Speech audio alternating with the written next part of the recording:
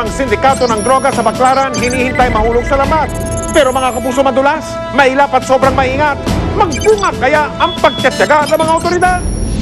Halos wala raw hangganan ng perang kinukubra ng mga tinaguriang drug lord. Sa katunayan, hindi raw bababa sa 100,000 piso kada araw ang kanilang kinikita. In Baclaran area, siguro pinakamahihina na dyan yung 5 bulto. That's 25 grams in a day. So, mababa yun. So, that's 125,000. Yung wholesale yun. Huwag talaga naman! High na high! Ay! Kaya naman hindi sapat na putulin ang mga galamay ng tulak.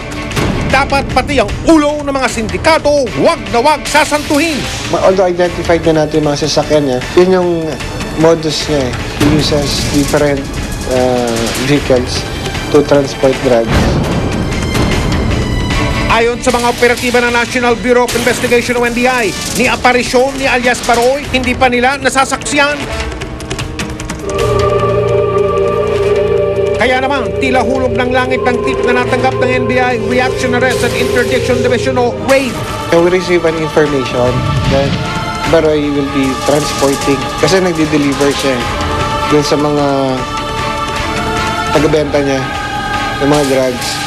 So, we try to identify yung sasakyan kung saan dadaan and that's why we come up with a plan para ma-intercept siya. Kaya naman sa haba-haba naman daw ng prosesyones na operasyon, ang tugon ng mga operatiba, interdiction. Kaya kahit walang warrant of arrest o search warrant, lagot ang itinuturong drug lord.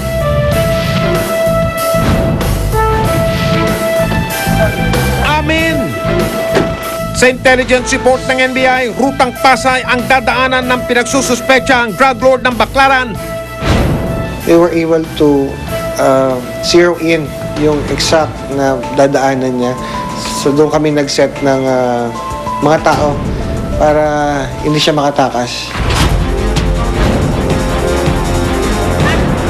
Tila dininig naman daw kagad ang kanilang pinakaasam na dasal. Saktong na-corner kasi kagad ang target nilang si Roy Bertudes alias Baroy. He was trying to escape using yung vehicle niya. But na-block na yung sasakyan. Kaya hindi na siya nakatakas. Nakapalibot na ang mga operatiba at ang lahat ng mga armas nakaamba na. Hindi madaan sa santong paspasan ang isinagawang interdiction. Yung interdiction, it's very risky. Especially in the case of Baroy kasi may baril yan eh. He is known to be carrying guns everywhere he goes. Pero sa isang igla, tila tumigil ang pag-ikot ng mundo.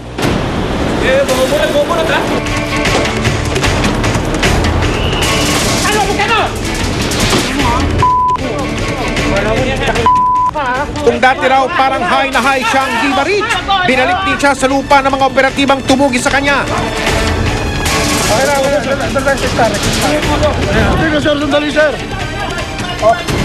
Sa harapan ng isang piskal at opisyal ng barangay, kagad nagsagawa ng paghanap ng ebidensya ang mga tauhan ng NBI. Sa sasakyan ng suspect na kumpiska ang ilang makasalanang bagay. Ang nakuha sa kanya is shabu. Yung quantity niya is non-bailable. A caliber 45 na may magazine. No? Puno ng magazine to, ng bala. Tikom ang bibig ng suspect nang hingan namin siya ng paliwanag kaugnay sa reklamo. Pero palaisipan pa rin sa mga operatiba kung bakit tila naging madulas ang suspect sa mga otoridad, gayong patong-patong na pala ang mga kaso niya. May mga Lord of the Lord kayang pag-alagkala pa sa kalsada. Meron kasi mga information no, na but these are unverified information. That every time na nahuhuli siya, hindi siya tinutuluyan nung other law enforcement agency. I think that was the reason na kaya siya lumaki ng lumaki. Parang ginawa siyang gatasan. OMG! Yan ang sunod naming ipagdarasal. Ang matukoy at mapanagot ang mga Lord of Lords na yan. Ano kaya ang masasabi ng mga lokal na pulisya sa lugar? Yung tao na yan involved sa illegal drug activities, no? At siya ay nasa target list ng Parañaque City Police. Wala akong impormasyon na nahuli siya dito sa Parañaque considering na ito si Baroy or si Roy Bertudes, hindi naman naglalagi dito na sa Parañaque. So, ang huling impormasyon namin sa Cavite, somewhere in Cavite nakauwi. Pero sa pagkakataong ito, mukhang mas marami-rami raw na dasalang kailangan ni alias Baroy para mahugasan ang kasalanan sa batas. We filed cases of violation of Section 5 of Republic Act 9165, which is transporting. This time it's transporting dangerous drugs. And ang penalty dyan is life imprisonment. Now, the other one is, dun sa baril na nakuha natin, we also filed the case of violation of AD 1866 as amended. So, 12 years ang penalty. God's will, ika nga. Pero ang dalangin namin, hindi ito parang moro-moro lang. Dahil malamang, meron pang makapangyarihan sa tabi-tabi na kailangan mangumpisal, magsisi at magbayad sa kanilang masamang asal.